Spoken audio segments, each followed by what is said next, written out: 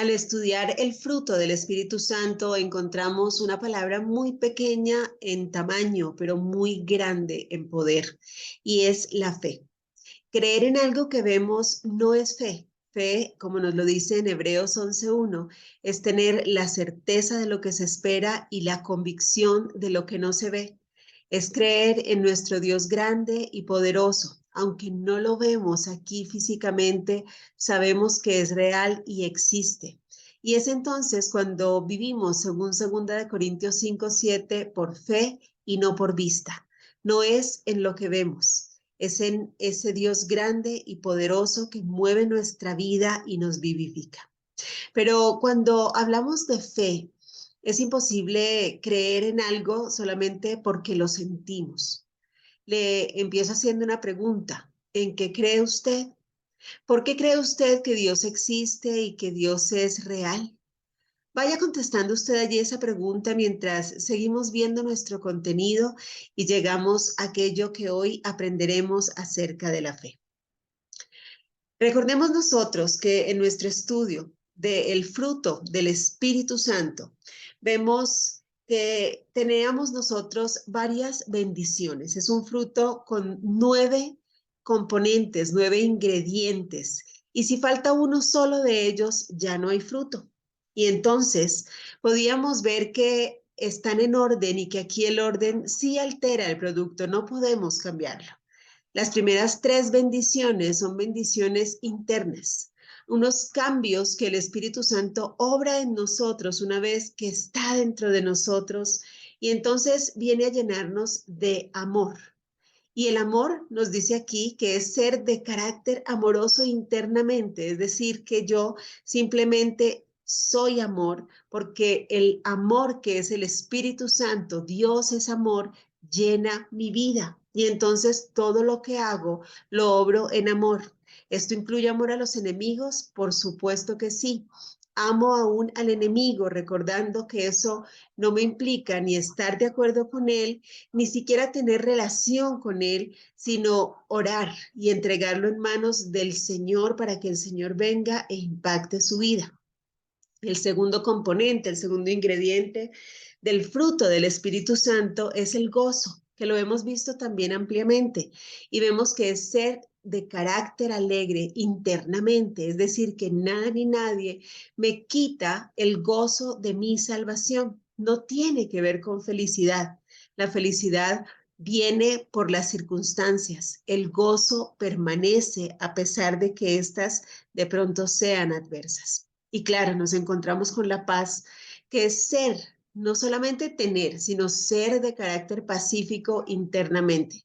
Y no es cualquier paz, es esa paz con Dios que viene fruto de haberme puesto a cuentas con Él, de recibir ese carácter hermoso por fe de Jesucristo en mi vida y empezar a vivir por fe, es decir, en santidad.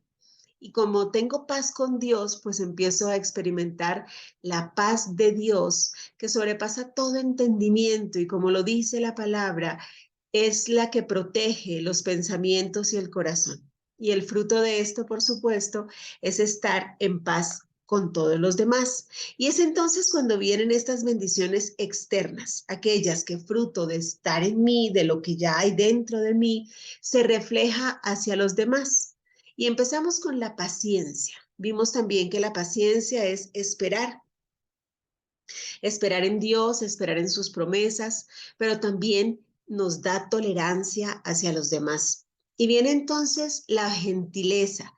En muchas versiones nos lo presenta como la de benignidad y es de ser, otra vez, todo esto es ser de carácter gentil con los demás. Es decir, que la benignidad es mi tendencia a ser bueno y ya la bondad me lleva a hacer buenas obras para los demás. La benignidad siempre resulta en bondad. Y entonces, mire que solamente entonces, después de vivir, de ser bueno dentro de mí y reflejarlo hacia los demás, viene entonces mi fruto en mi relación con el Señor. ¿Por qué esto? Porque si yo no estoy en paz con Dios y entonces tengo buenas actitudes dentro de mí, fruto de la llenura del Espíritu Santo, y estoy en paz con los demás, entonces puedo estar en pecado. ¿Por qué? Porque la falta de perdón es pecado, porque el resentimiento es pecado, porque la amargura también lo es. ¿Por qué es pecado? Recordemos que pecado es todo aquello que se opone a Dios, todo aquello que no se parece al carácter de Dios conforme al que yo fui creado. Y si yo vivo en pecado, entonces vivo también, como me lo anuncia la Escritura, que el pecado aparta al hombre de Dios. Entonces es imposible que si yo no tengo esta paz de Dios que me lleva a tener la paz con todos los demás, pueda yo tener una buena relación con el Señor. Y es entonces cuando nos enfrentamos con que si no tengo nada de esto, si mi vida no refleja realmente a Cristo, es porque no estoy viviendo por fe. Aquí empieza las bendiciones ascendentes, las bendiciones que traen buena relación con Dios y obviamente reflejan en mis actitudes y en mi vida de fe. La fe es ser de carácter fiel a Dios. Empecemos por ahí respecto a la fe. Es ser de carácter fiel a Dios. No solamente creo en Dios, sino que le creo a Dios, a todo lo que me ha dicho en su palabra viva y eficaz, en su palabra que trae vida eterna. Y esto, cuando yo tengo un carácter fiel a Dios, pues se refleja también en mi mansedumbre, que es ser de carácter manso. Esto no quiere decir que yo tenga que aguantar malos tratos o abusos de parte de los demás. No, no, es carácter manso y humilde ante Dios. Es decir, que dejo que sea Dios quien pelee mis batallas, que sea Dios quien me lleve hacia la victoria que ya me dio en la cruz. Y por supuesto, dominio propio. Otras versiones lo llaman templanza, que es ser de carácter controlado por Dios. Él es mi Señor, es decir, que yo me someto en obediencia a Él. Recordemos que la obediencia es absoluta a Dios y a los hombres relativa sujeto a la palabra de Dios. Y yo quiero cumplir todos los mandatos que Dios me manda y decido mantenerme conforme Él me mandó.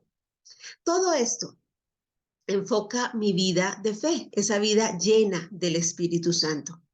Y nos anuncia en Hebreos 11:6, ese pasaje dedicado a la fe, que en realidad sin fe es imposible agradar a Dios, ya que cualquiera que se acerca a Dios tiene que creer que Él existe y que recompensa a quienes lo buscan.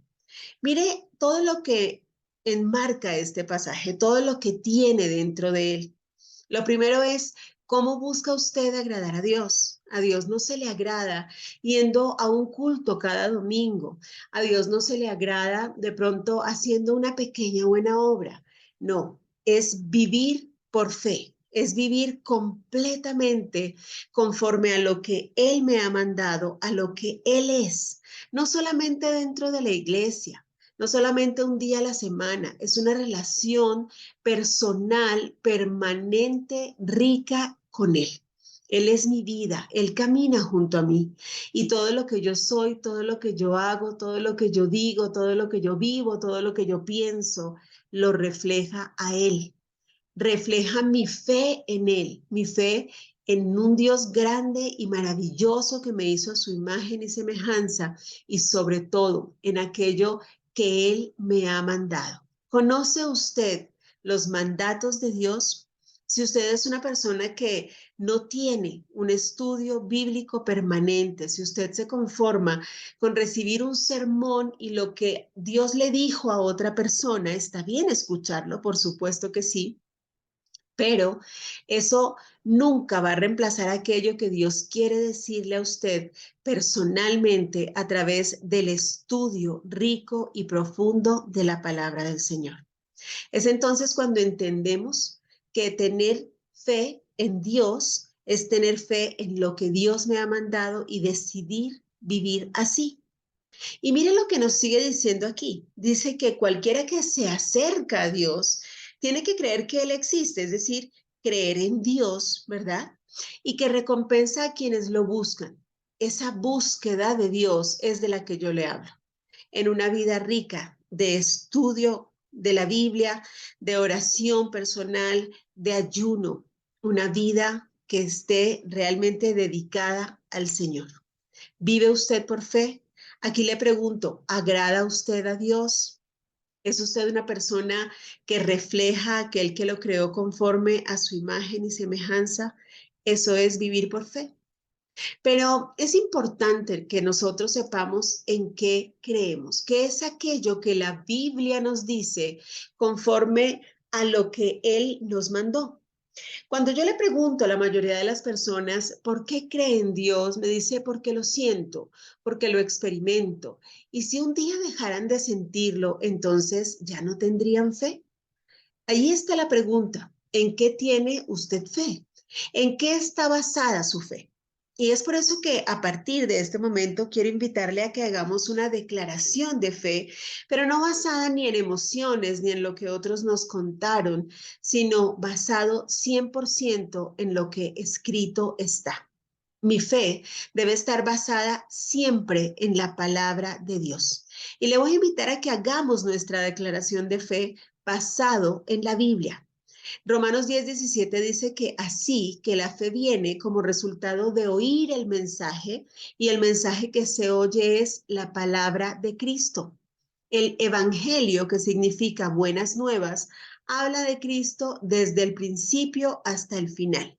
Es decir, que la primera parte de nuestra declaración de fe es que la única base de nuestra creencia es la Biblia, la infalible palabra escrita de Dios, los 66 libros del Antiguo y Nuevo Testamento.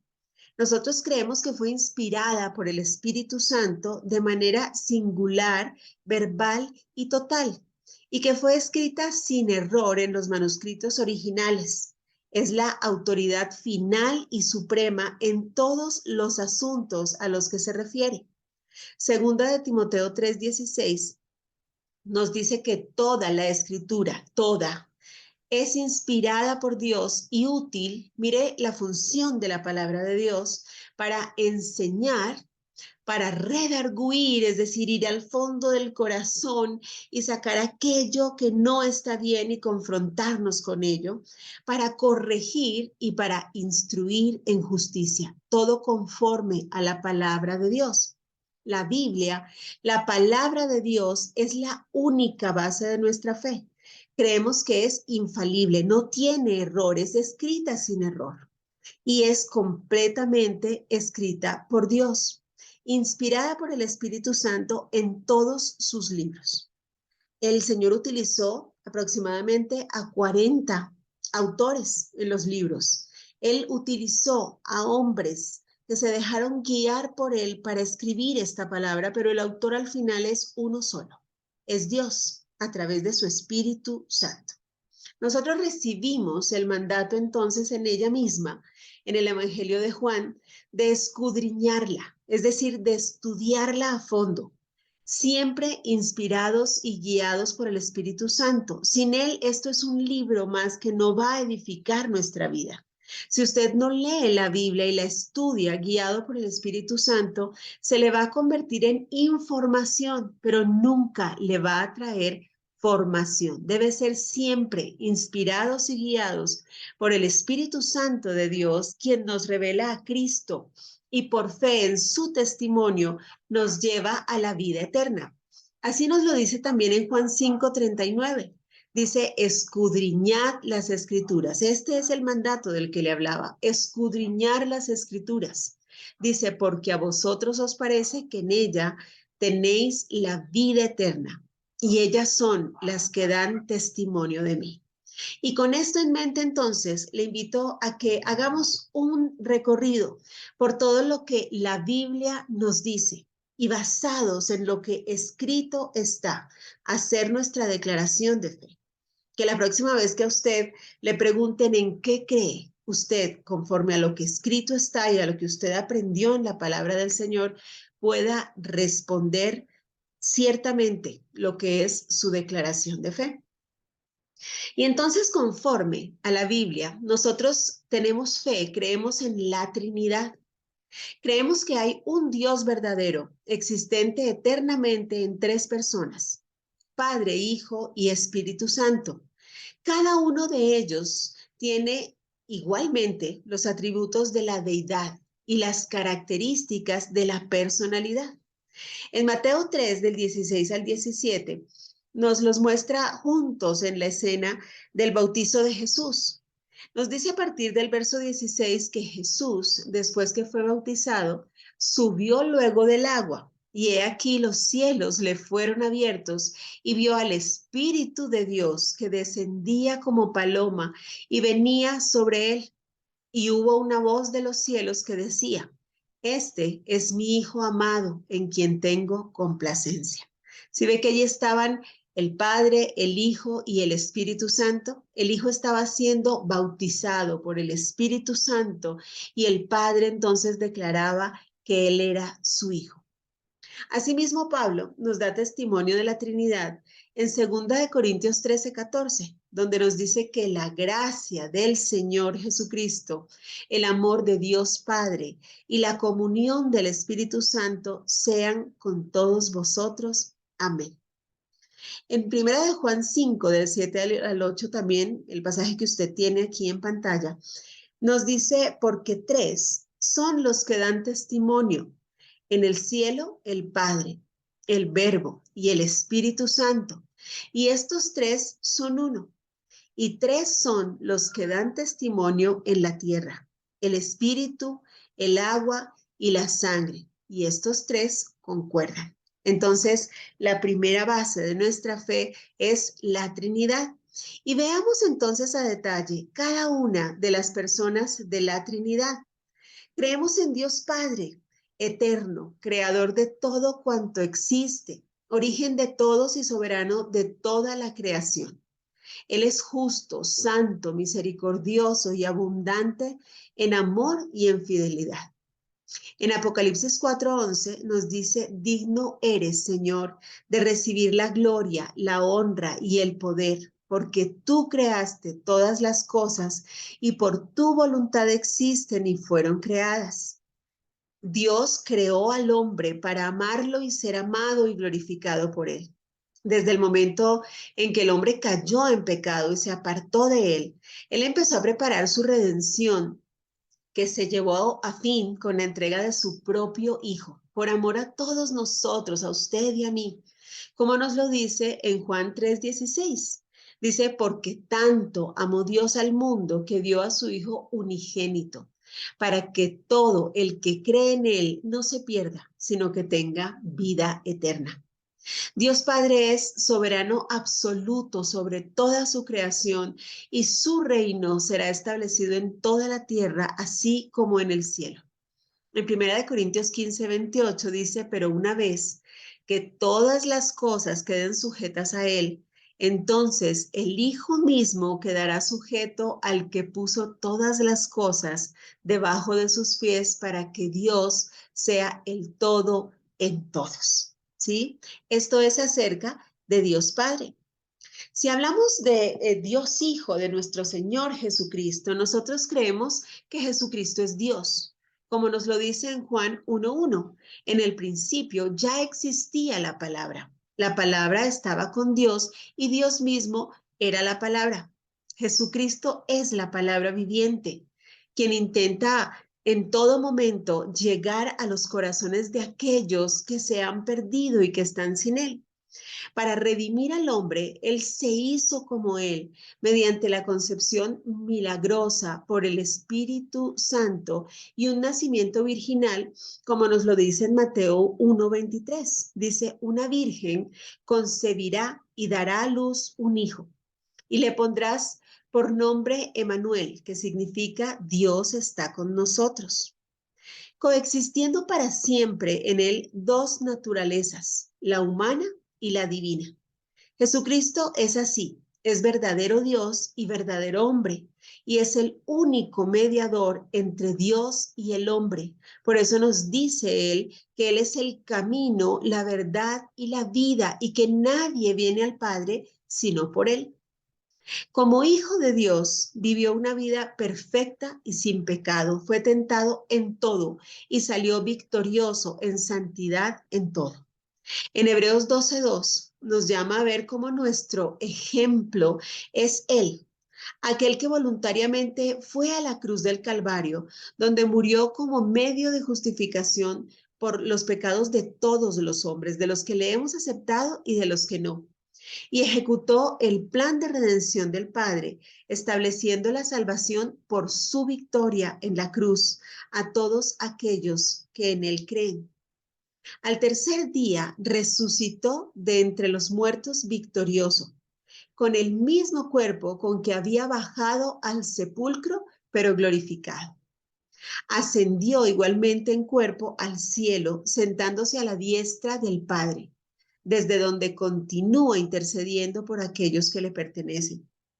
Creemos también que Jesucristo regresará personal, visible y corporalmente a este mundo conforme a su promesa para dar cumplimiento a la historia según el plan perfecto de Dios. Jesucristo vendrá nuevamente a la tierra. Le repito, personal, visible y corporalmente para consumar la historia y el plan eterno de Dios. Esta será la segunda venida de Jesús antes del milenio. Primero, Él resucitará a los justos, aquellos que murieron con Él, y arrebatará a aquellos que estemos vivos. Nos recogerá en el aire. Nos encontraremos con ellos allí en las nubes. En ese momento Él todavía no habrá tocado la tierra. Nos llevará a un lugar donde nos guardará aquellos que lo confesamos por fe. Nos guardará y nos librará de la gran tribulación que aquellos que no le acepten tendrán aquí en la tierra. Y después entonces sí vendrá. Vendrá triunfante. La primera vez entró a Jerusalén en un burrito, en un pollino, hijo de asna. Pero en esta oportunidad vendrá en su caballo blanco acompañado de su ejército a reinar. Y es entonces cuando reinará en la tierra por 1000 años. Respecto al Espíritu Santo de Dios, nosotros creemos lo que nos dice el Señor en Juan 16, del 7 al 8. Dice, pero yo os digo la verdad, os conviene que yo me vaya, porque si no me fuera, el Consolador no vendría a vosotros, mas si me fuere, os lo enviaré. Y cuando Él venga, convencerá al mundo de pecado, de justicia y de juicio. El Espíritu Santo ha venido al mundo para revelar y glorificar a Cristo y aplica la obra salvadora de Cristo a los hombres. El Espíritu Santo es Dios y es el único agente eficiente en la aplicación de la salvación. Él redarguye a los hombres de pecado, los atrae hacia Cristo, les imparte una nueva vida, mora permanentemente en ellos desde el momento de la regeneración como consolador y santificador y los sella para el día de la redención.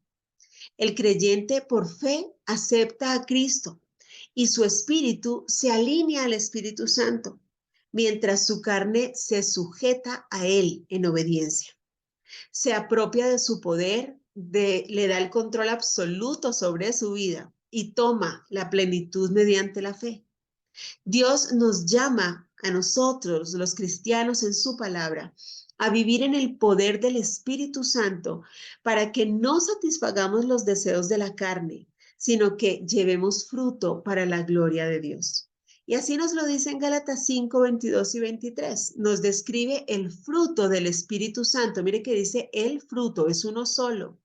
Quien vive por fe y refleja la fe, entonces da este fruto que, como nos lo dice allí, es amor, gozo, paz, paciencia, benignidad, bondad, fe, mansedumbre y templanza. Y nos dice que contra tales cosas no hay ley. Siguiendo con nuestra declaración de fe, nosotros creemos que el hombre fue creado por Dios a su imagen y semejanza, que pecó al desobedecer a Dios por lo tanto fue separado de su creador, como nos lo dice en Romanos 3:23. Dice, por cuanto todos pecaron y están destituidos de la gloria de Dios. Pero usted me va a preguntar, ¿y cómo nace un bebé y todavía no ha pecado? Desafortunadamente, nosotros nos apartamos de Dios por la naturaleza pecaminosa heredada de Adán. Esa histórica caída lo puso asimismo a él, a Adán y a sus descendientes bajo condenación divina. Y la única solución era la entrega de un cordero sin mancha, que mediante una muerte vicaria, una muerte sustituta, porque éramos nosotros quienes debíamos estar en esa cruz, él nos librara de condenación y nos llevara de regreso al Padre en reconciliación. Y es allí cuando en Juan 14:6 nos dice, el pasaje que hace un momento le mencionaba, Jesús le dijo, yo soy el camino y la verdad y la vida, y nadie viene al Padre sino por mí. La naturaleza del hombre está corrompida, por lo que es totalmente incapaz de agradar a Dios. Así nacemos. Necesitamos la regeneración y la renovación del Espíritu Santo. Pero la salvación del hombre es completamente una obra de la gracia de Dios. No es resultado total o parcial de las obras humanas, piadosas o de ceremonias y ritos religiosos. Dios manda su justicia a aquellos que ponen su fe en Cristo, solamente en Cristo para su salvación, y de este modo los justifica delante de Él. Entonces, es necesario que aquel bebé, que sí nace en inocencia, pero con una naturaleza humana heredada, reciba a Cristo de manera consciente, personal y voluntaria. Porque la salvación, si bien no es por obras, no es por esfuerzos humanos, sino por la gracia de Dios, viene para aquellos que en Él crean y lo confiesen como su Señor y su Salvador. Es el privilegio de todos los que hemos nacido de nuevo en el Espíritu, tener la seguridad de esa salvación. Desde el mismo momento en que nosotros confiamos en Cristo como nuestro Salvador. Y esta seguridad no está basada, le repito, en ningún tipo de mérito humano, sino que es producida por el testimonio de Dios en su palabra escrita. Creemos lo que escrito está.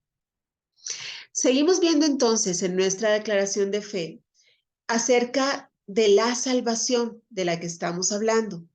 Creemos nosotros que la salvación del hombre es obra de Dios, solamente de su gracia. Efesios 2, del 8 al 9 dice, porque por gracia ustedes han sido salvados mediante la fe. Esto no procede de ustedes, sino que es el regalo de Dios, no por obras, para que nadie se jacte. No puede obtenerse por esfuerzo o por bondad humana ni por ceremonia religiosa alguna.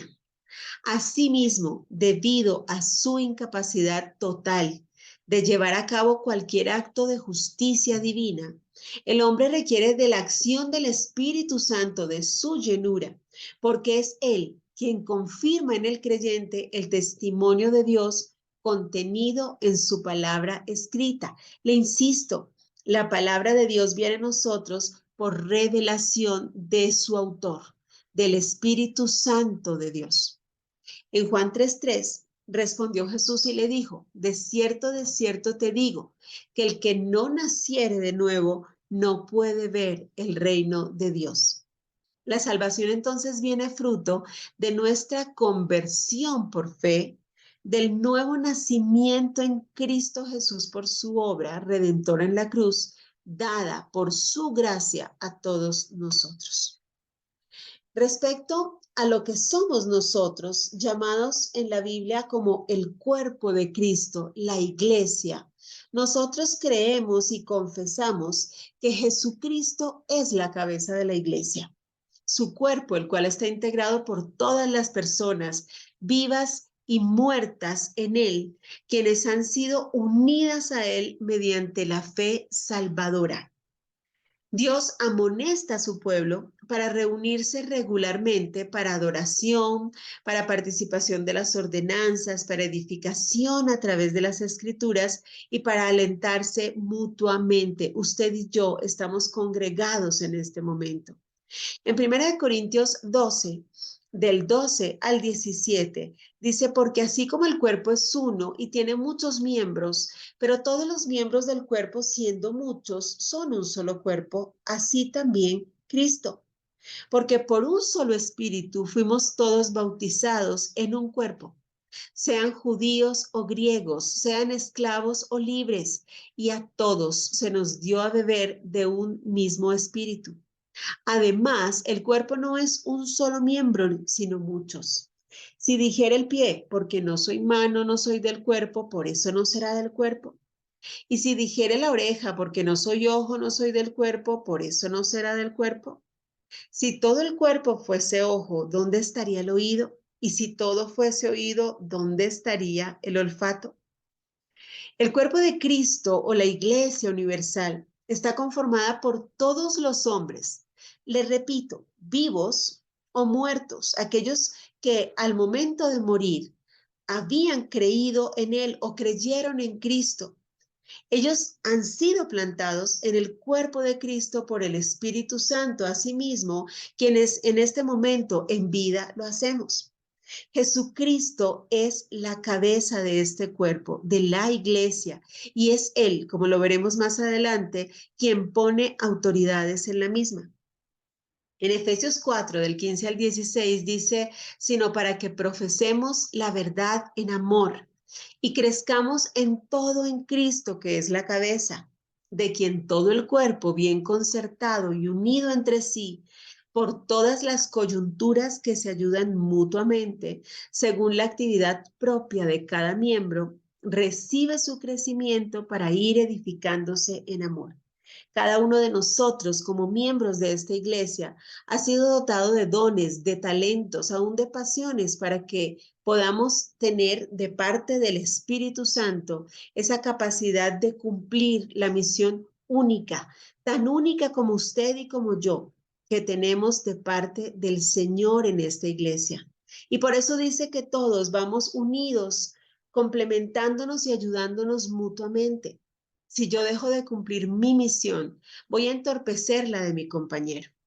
Romanos 1, del 11 al 12, dice, tengo muchos deseos de verlos, para impartirles algún don espiritual que los fortalezca, mejor dicho, para que unos a otros nos animemos con la fe que compartimos. Tenemos que animarnos en la fe y juntos, todos como un solo cuerpo, glorificar al Señor.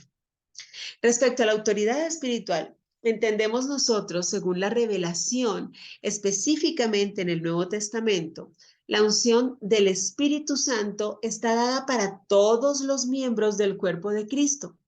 En este sentido, la autoridad de la Iglesia descansa en los miembros de la misma, quienes delegan una responsabilidad ejecutiva en los miembros representativos y en los dirigentes designados para el gobierno de la misma. Estos constituyen el Consejo de Ancianos. De ninguna manera puede ser limitada a la mente o al juicio de un solo hombre o de un reducido grupo de ellos. Los miembros encargados del gobierno de la Iglesia y los asociados en general tienen que cumplir con los preceptos del ordenamiento legal vigente en el lugar donde desarrollen su ministerio. Es decir, que tenemos que hacer todo decentemente y con orden y cumplir con las leyes vigentes, cumplir con aquello que ha sido establecido y las autoridades que han sido puestas por Dios aún fuera de la iglesia y que regulan entonces a nuestra iglesia. Y dentro de la iglesia, el Señor ha dado autoridad a todos sus hijos que se reúnen y se nombra un consejo de ancianos que rinde cuentas a todos los demás. Él nos hace un llamado, además, a valorarnos, a validarnos y a mantener entre nosotros la paz. Y nos dice en Primera de Tesalonicenses 5, del 12 al 13, dice que Pablo está exhortando a los hermanos diciéndoles, les rogamos que sean considerados con los que trabajan entre ustedes y que los instruyen y dirigen en el Señor. Ténganlos en alta estima y ámenlos por causa de su obra, y ustedes vivan en paz. Es entonces como a nosotros igualmente nos llama a cuidar y a velar porque aquel consejo de ancianos que está parado en la brecha como punta de lanza, trabajando por nosotros y edificándonos, sean guardados y cuidados en oración y en acción. No deje solo a su pastor. Valórelo, valídelo, acompáñelo, cuídelo. Él también necesita de su oración y de su compañía. Los pastores suelen vivir algo que se llama la soledad del pastor, porque toda la gente piensa que el pastor no necesita que se le rodee como familia, y esto no es verdad. Todos los pastores necesitan también que estemos al cuidado de ellos. En Hebreos 13:17 nos dice, obedeced a vuestros pastores y sujetaos a ellos, porque ellos velan por vuestras almas como quienes han de dar cuenta. Permitidles que lo hagan con alegría y no quejándose, porque eso no sería provechoso para vosotros. Tenemos que decidir ser parte de la solución y bendición también para nuestro pastor. Respecto a la obediencia, es claro aquí cuando dice que debemos obedecerles y sujetarnos a ellos, pero cuidado, debemos tener nosotros una total sumisión a Dios y a su palabra. La obediencia a Dios es absoluta. La obediencia al hombre es relativa, sujeta a la palabra de Dios. Y es por eso que es necesario que usted y yo conozcamos lo que sí está escrito en la Biblia, lo que Dios nos ha mandado allí, para que en el momento en que un hombre, aún en posición de autoridad, recordemos que los hombres somos falibles y en un momento, aún en posiciones de autoridad, podemos equivocarnos. Entonces debemos estar alertas para que en el momento en que un hombre pueda fallar y de pronto llamarnos a hacer algo que la Biblia no nos manda, algo que se opone, que contradice la voluntad de Dios y lo que escrito está, usted puede entonces ir y confrontar conforme a la palabra y decirle, a mi Dios me mandó esto que es contrario a lo que tú me estás mandando. Tenemos que estar alertas, porque también nos dice la Biblia que muchos grandes hombres serán engañados. El diablo sabe que si engaña al pastor, muchos caerán detrás de él y por eso su vida siempre será un blanco. Debemos estar siempre alertas y aún como pastores, estar siempre con los ojos puestos en Jesús, el autor y consumador de la fe, porque el diablo anda como león rugiente buscando a quien devorar. Y quienes estamos en una posición de autoridad, somos un blanco y tenemos que saber que también nosotros podemos caer y nos lo alerta la Biblia diciendo que aquel que crea estar firme, cuide que no caiga. Cuidar al pueblo es sobre todo cuidar nuestra vida espiritual y mantenernos firmes para poder llevarlos también a Él. Otra cosa muy importante es saber como autoridades que el pueblo, los feligreses, los discípulos son de Cristo y no son nuestros. Que el Señor nos permita cumplir con nuestra misión de llevarlos al encuentro con Él y con su amor. Ese amor que se va a expresar en un servicio genuino a Dios, nunca a los hombres. Como nos lo dice, son esclavos de Cristo, no nuestros. Nunca podemos nosotros abusar de nuestra autoridad. Respecto a lo que ocurre con los hombres y mujeres que mueren en Cristo, el estado del hombre después de la muerte y la resurrección de los muertos de la que nos habla la palabra, en 2 Corintios 5 nos dice primero en el verso 1, de hecho sabemos que si esta tienda de campaña en que vivimos se deshace, tenemos de Dios un edificio, una casa eterna en el cielo, no construida por manos humanas, la morada que Él nos ha preparado. Y más adelante, del verso 6 al 9, dice, por eso vivimos siempre confiados, pues sabemos que mientras estemos en el cuerpo, estamos ausentes del Señor, porque vivimos por la fe, no por la vista. Pero confiamos si quisiéramos más bien ausentarnos del cuerpo y presentarnos ante el Señor. Pero ya sea que estemos ausentes o presentes, siempre procuramos agradar a Dios en todo. Al momento de la muerte física, el cristiano entra a gozar de la presencia del Señor de una manera eterna, consciente e ininterrumpida, y aguarda la resurrección de su cuerpo para bendición y gloria eterna. Al momento de la muerte física, el no cristiano, aquel que no aceptó a Dios ni vivió por fe, entra inmediatamente en una eterna y consciente separación de Dios, aguardando la resurrección de su cuerpo para después pasar a juicio y condenación eterna. Esos dos destinos eternos nos los describe ampliamente la historia contada por el mismo Señor Jesucristo sobre el hombre rico y Lázaro en Lucas 16 del 19 al 31. Si usted quiere conocer más de este tema, tenemos todo un estudio en el canal de YouTube acerca de esto. Hay dos destinos, solo dos destinos eternos descritos en la Biblia: la presencia del Señor o la condenación eterna. Es lo único que nos dice la Biblia. No nos habla allí ni de purgatorios, ni de oportunidades después de la muerte. Se decide aquí. ¿Se vive por fe o se vive para muerte? ¿Qué decide usted? Yo confío en el Señor, que su vida de fe le lleve para siempre a la vida eterna. Y respecto al legado que el Señor nos ha dejado, nos habla de la gran comisión. El Señor Jesucristo ordenó a todos los creyentes a proclamar el Evangelio en todo el mundo y discipular hombres de todas las naciones. El cumplimiento de esa gran comisión requiere que todas las ambiciones mundanas y personales sean subordinadas a un compromiso total a aquel que nos amó y que se entregó a sí mismo por nosotros, es decir, vivo para Cristo, vivo para su gran comisión, y todo lo que yo haga y viva tiene que ser para apoyar su ministerio en el que me ha dado el privilegio de hacer parte, de salvar lo que se había perdido. Su vida predica y gana a otros para Cristo permanentemente o los aleja de él. Hasta el regreso de Cristo es deber y privilegio del cristiano proclamar su evangelio a todo el mundo y discipular hombres en cada nación. Mateo 28, del 18 al 20, nos narra que Jesús se acercó y les dijo: toda autoridad me ha sido dada en el cielo y en la tierra.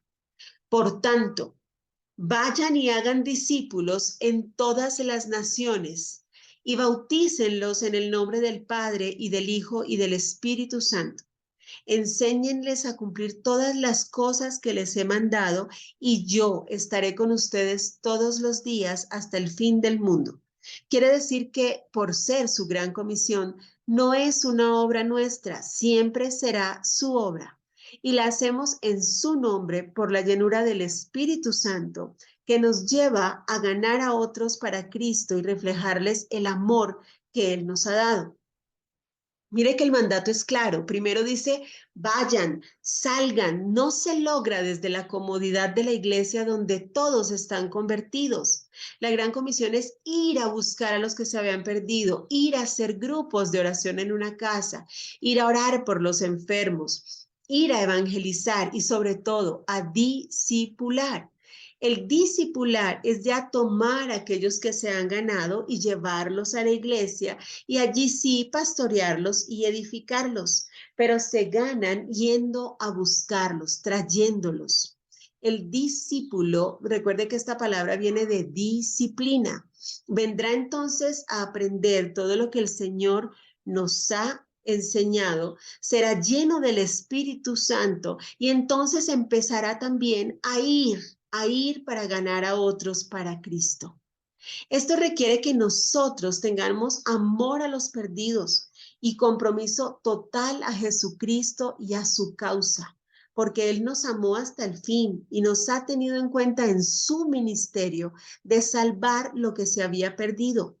Es nuestro llamado y compromiso entonces ayudar a cumplir la gran comisión en nuestra generación. Le insisto, no en nuestras fuerzas, no por nuestra sabiduría, sino dependiendo siempre del Espíritu Santo para guiarnos y darnos poder, como lo dice en Hechos 1:8. Pero cuando venga sobre ustedes el Espíritu Santo, recibirán poder y serán mis testigos en Jerusalén, en Judea, en Samaria y hasta lo último de la tierra.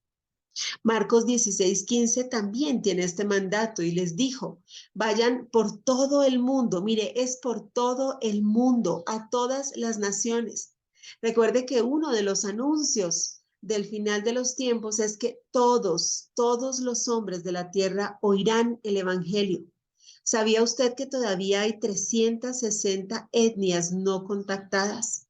Oremos por ellos para que muy pronto Dios ponga obreros que vayan a aquellos lugares a llevar las buenas nuevas y anunciarlas a toda criatura.